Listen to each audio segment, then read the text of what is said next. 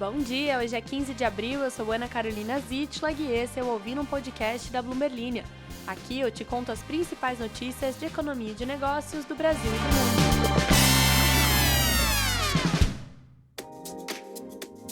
mundo. Bom dia, mais uma semana começando, semana que promete aí uma certa turbulência nos mercados internacionais e que vamos te explicar tudo aqui, a começar sobre como o ataque do Irã a Israel impacta os mercados, segundo gestores e analistas.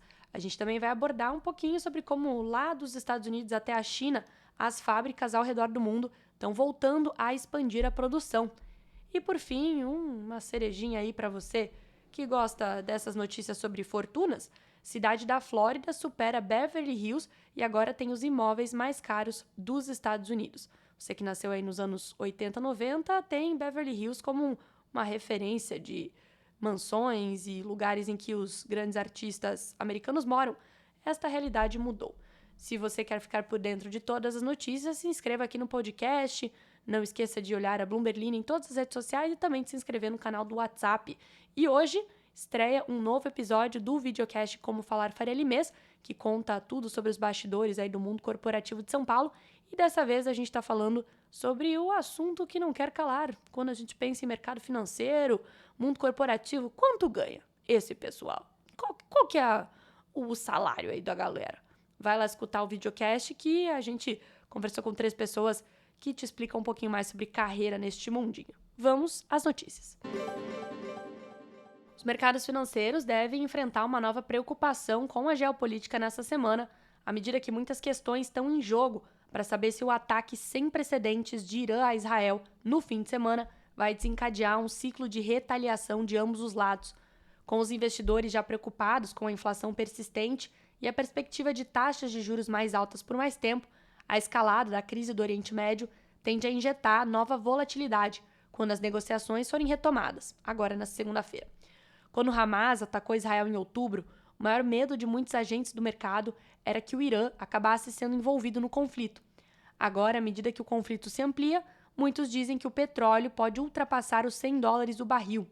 Pode haver também um movimento em direção para os títulos do Tesouro Americano, ouro e dólar, que são justamente os ativos considerados como porto seguro no mercado internacional, acarretando então uma queda no mercado de ações que tende a ser mais volátil. O aumento nas tensões ainda pode ser amenizado pela declaração do Irã de que, abre aspas, o assunto pode ser considerado concluído, fecha aspas, e o relato de que o presidente americano Joe Biden disse ao primeiro-ministro israelense Benjamin Netanyahu que os Estados Unidos não vão apoiar um contra-ataque israelense ao Irã. Segundo Patrick Armstrong, que é diretor de investimentos da Plurimi Wealth, em entrevista à Bloomberg News, abre aspas, a reação natural dos investidores é buscar ativos seguros em momentos como este. As reações serão um tanto dependentes da resposta de Israel. Se Israel não escalonar a partir daqui, isso pode proporcionar uma oportunidade para comprar ativos de risco a preços mais baixos. Fecha aspas. O Bitcoin deu uma visão inicial do sentimento de mercado. O token despencou quase 9% na esteira dos ataques de sábado, apenas para se recuperar no domingo e negociar perto da marca de $64 mil. Por que estamos falando de Bitcoin aqui? Porque é um dos poucos ativos aí que abre as suas negociações de final de semana. Então, como esse ataque aconteceu no sábado, as ações, dólar e outros ativos aí importantes para o mercado financeiro estão fechados e iniciam suas negociações agora nesta madrugada. Os mercados de ações de Israel, Arábia Saudita e Catar registraram perdas modestas em volumes de negociação baixos, até porque esses países, na verdade, iniciam suas negociações no domingo, porque a sexta-feira é o sábado deles, o sábado é o domingo. Então, este domingo agora iniciaram as negociações nesses países aí do Oriente Médio que tiveram volumes de negociação baixos. Os investidores agora ponderam o risco de um ciclo de ataque contra ataque, com muitos olhando para o petróleo como um guia de como responder. O petróleo Brent já subiu quase 20% este ano e está sendo negociado acima de $90 o barril.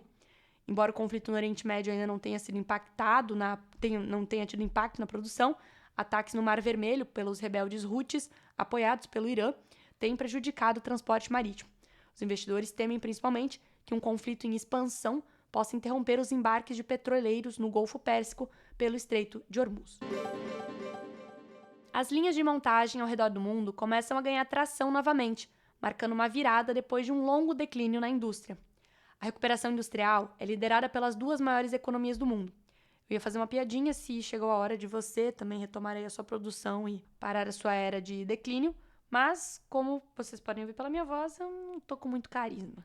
Então fica aí esse registro de tentativa de piada e também um conselho para sua segunda-feira. Quem sabe aí chegou a sua hora, tal qual a indústria mundial, de retomar o seu brilho. Essa recuperação, não a sua da indústria, é liderada pelas duas maiores economias do mundo.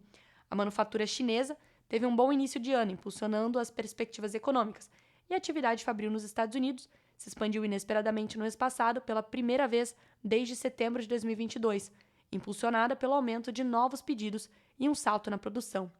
O índice de manufatura do JP Morgan e da S&P Global registrou um segundo mês acima do território expansionista em março e está no nível mais alto desde julho de 2022.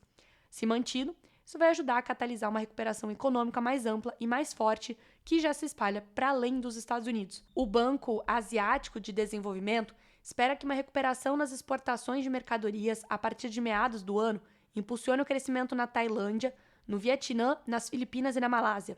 A Índia, que quer rivalizar com a China como fábrica do mundo, deve liderar o caminho no sul da Ásia este ano e no próximo.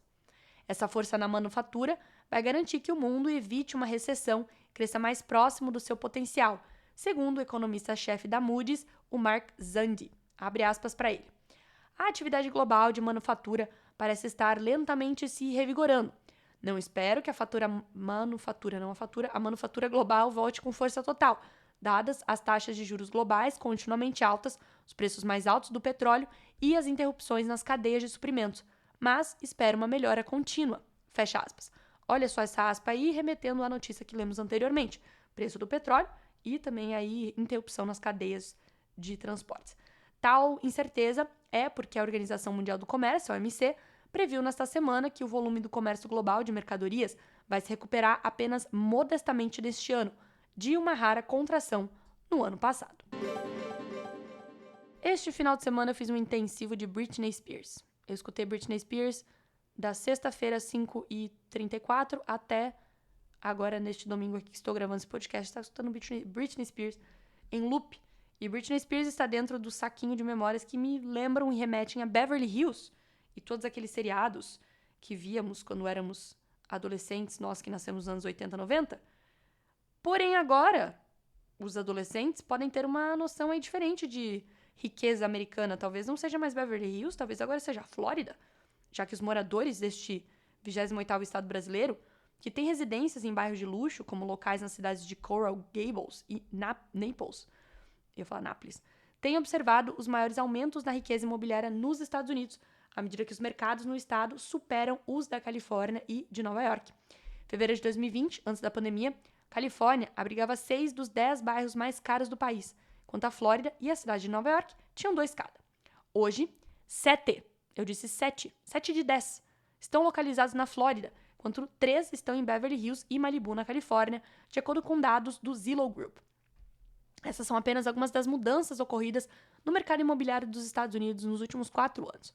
No país como um todo, o preço médio das residências aumentou mais do que em qualquer período comparável desde 1979, em parte refletindo a falta de oferta à medida que os proprietários de imóveis se mostravam mais relutantes em abrir mão das hipotecas com taxas mais baixas que negociaram em anos anteriores.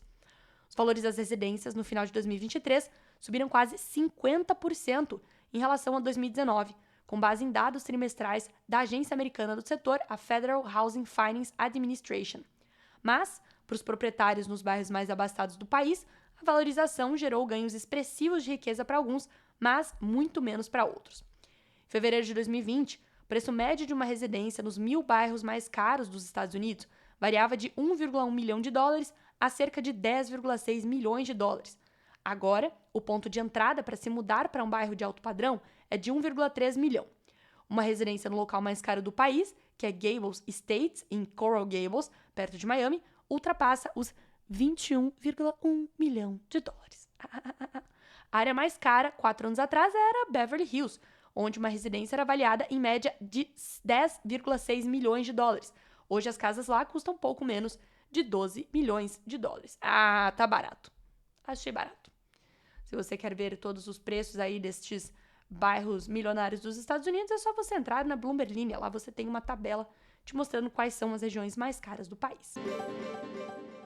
Chegamos com sucesso ao final de mais um episódio. Eu tenho um recado que o ouvinte mais assíduo aí vai reclamar e vai falar que é absurdo. Mas é que sim, vou entrar de férias novamente. E aí vocês perguntam, mas não é possível?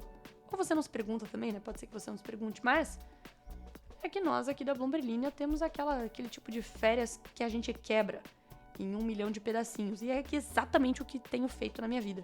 Então, a partir de quinta-feira, vocês vão receber aqui ela, que está sumida desta produção midiática da cultura brasileira, Isabela Fleischmann. Isabela Fleischmann estará com vocês a partir de quinta-feira para dar todas as notícias que vocês mais precisam saber. E aí ficarei um tempo fora, mas enfim, isso tudo para falar que sentirei saudades. E o pessoal tá comentando aqui sobre, por exemplo, o Guilherme Limoni mencionando aí o milho brasileiro, que narramos uma notícia na última semana sobre o milho brasileiro, a China acusando os Estados Unidos de dar preferência. Não, os Estados Unidos acusando a China de dar preferência para o milho brasileiro. Se você quiser fazer comentários como este do Guilherme Limoni, é só você entrar na caixinha de comentários aqui do Spotify e fazer a festa. Fazer a festa, mandar beijo, fazer pergunta. Quando a gente consegue, a gente dá uma lida aqui nos comentários. No mais, desejo uma ótima semana a todos e nos ouvimos amanhã.